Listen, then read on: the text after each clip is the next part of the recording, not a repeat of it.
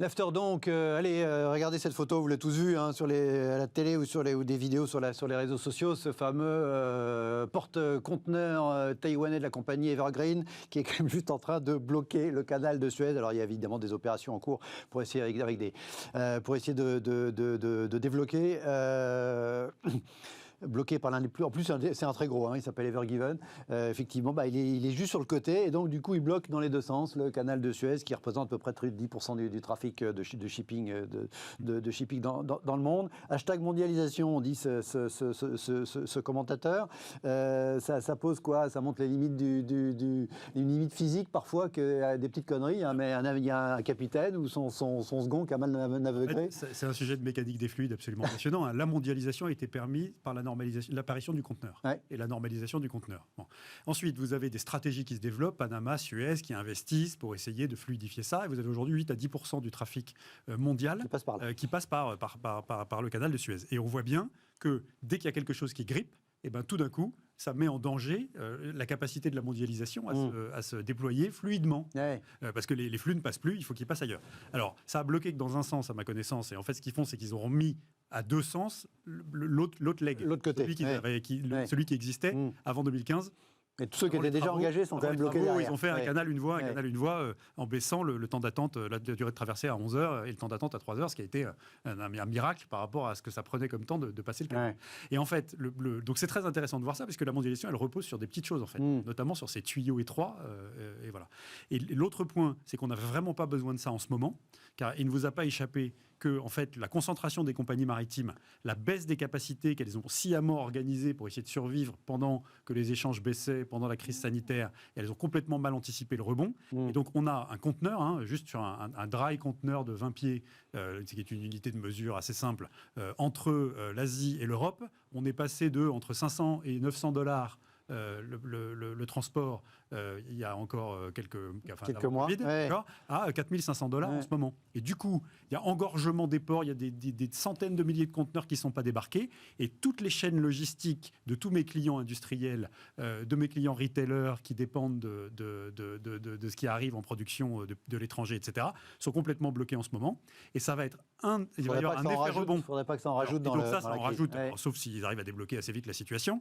Et l'autre point, et ça va vite, parce qu'à 50 bateaux par jour, en fait, l'accumulation, ça mais on voit des trucs satellites. Assez rapidement, exactement. Et le dernier point, c'est que ça va avoir un effet inflationniste qu'on va voir arriver dans les mois qui viennent, puisque, je vous donne un exemple idiot, mais vous voyez tout l'outillage de bricolage qu'on a dans nos grandes surfaces, GSB, etc. Oui, ça vient pas de chez nous. Tout ça, ça vient évidemment pas c'est pas fabriqué localement pour l'essentiel.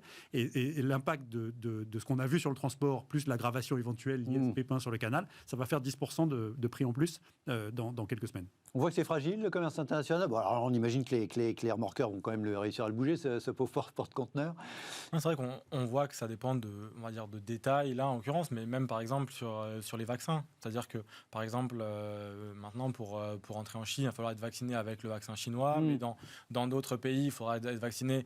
Enfin, certains vaccins seulement seront reconnus. On voit bien que pour les membres... On est globalement dans une phase où effectivement le monde est moins plat qu'avant, quoi. C'est ça ce que... Exactement, et où avant en fait tout était fluide, on ne se posait même pas la question en fait. Et puis maintenant, on voit bien même que par exemple ces compagnies de transport ne veulent pas prendre en charge le coût des vaccins en fait pour les membres de ces équipages-là. Donc on voit qu'effectivement, là on voit que tout s'est un peu grippé, mais malgré tout, encore une fois, le commerce est quand même très présent. On a une hausse des prix, on voit que la demande elle est énorme pour les semi-conducteurs, pour les métaux aussi, pour les biens agricoles. Donc on voit que la demande est là, elle est vite repartie. En fait. D'où l'engorgement qui évoquait. Beaucoup plus vite qu'on l'imaginait. Donc on voit que c'est grippé assez vite. Mais en même temps, que ça repart très vite. En fait. C'est-à-dire qu'au début, on s'était dit, bon, là, ça va être très difficile pour le commerce, on ne sait pas si ça va repartir. Et en fait, même avant d'ailleurs, le retour à la normale des économies, l'industrie est repartie très fort et on a vu les échanges aussi. Allez, très vite. Boris Johnson, il a des petits soucis. Enfin, je ne sais pas encore si c'est encore une grosse frise, peut-être pas. Devant des députés de son propre parti, il a dit c'est quoi le succès de la politique, de la stratégie vaccinale britannique? Il a dit c'est le capitalisme au moment coco et c'est la cupidité. Greed. Ça nous a, pour ceux qui relancé dans les années 80 avec Michael Douglas et le film Wall Street, vous pensez que c'est le greed, la cupidité, le goût pour l'argent qui a fait que les Anglais ont été particulièrement à date, efficaces dans leur stratégie vaccinale? En tout cas, ils ont été rapides, ils ont été flexibles, c'est vrai. Avant quasiment tous les autres pays, ils ont validé les vaccins, ils ont été rapides dans la négociation. On ne connaît pas évidemment les dessous de ces négociations-là, mais force est de constater que c'est un grand succès pour lui. Et ça pourrait probablement lui permettre de rattraper, on va dire, ce qu'il avait perdu en perte de capital, de popularité sur la gestion de la première et de la deuxième vague. Là, sur les vaccins. Quand il parle du greed, il parle aussi du greed des groupes pharmaceutiques. Hein. Oui, c'est ça. Et il a parfaitement raison. En fait, ce qu'il dit est parfaitement exact. Ça peut créer une polémique parce qu'il le dit avec ses mots à lui, un peu outranciers à la Bojo, quoi. Fondamentalement, la macroéconomie, c'est la somme de raisonnements microéconomiques. Et donc, une Big Pharma est une société commerciale. Il y a une pandémie. Elle va essayer de développer le plus possible le meilleur vaccin sur lequel elle pourrait gagner sa vie pour réinvestir dans d'autres molécules et continuer à pérenniser son activité et à servir ses actionnaires et ses salariés. Et elle a une mission qui est évidemment de fournir des médicaments. Elle est tout à fait noble, cette mission, mais elles doivent quand même gagner de l'argent.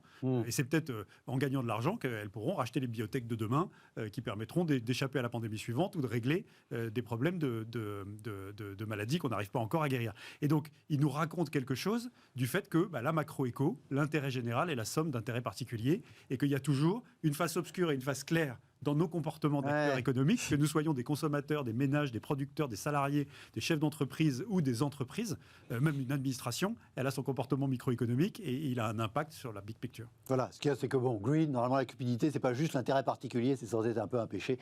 Peut-être pour ça un petit peu que ça lui est reproché. Merci à... Bon, on verra, enfin, en tout cas... le profit se partage. Ça a remis au goût du jour, ça a rappelé des souvenirs. Merci à tous les deux d'avoir été à mes invités ce soir dans l'émission. Merci à vous de nous avoir regardé. Très bonne fin de soirée. On se retrouve demain à la même heure. Ciao.